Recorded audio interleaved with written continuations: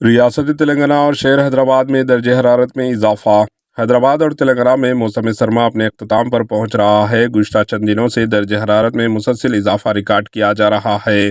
شہر حیدرآباد اور ڈسٹرکٹس میں درجہ حرارت میں 34 ڈگری سیلسیس اور 37 ڈگری سیلسیس کے درمیان ریکارڈ ہو رہا ہے۔ رات کے درجہ حرارت میں بھی اضافہ درج کیا جا رہا ہے، جو اب 12 سے 22 ڈگری سیلسیس کے درمیان ریکارڈ ہو رہا ہے۔ محکمہ موسمیات نے بتایا کہ حیدرآباد میں اقلی ترین درجہ حرارت اب 13 سے 23 ڈگری سیلسیس کے درمیان درج ہو رہا ہے، جو موسمی تبدیلی کا اشارہ ہے۔ محکمہ موسمیات نے واضح اشارہ دیا ہے کہ آئندہ 2-3 دنوں میں درجہ حرارت میں معمول سے 2 سے 3 ڈگری کا اضافہ ہوگا اور موسم خشک رہے گا۔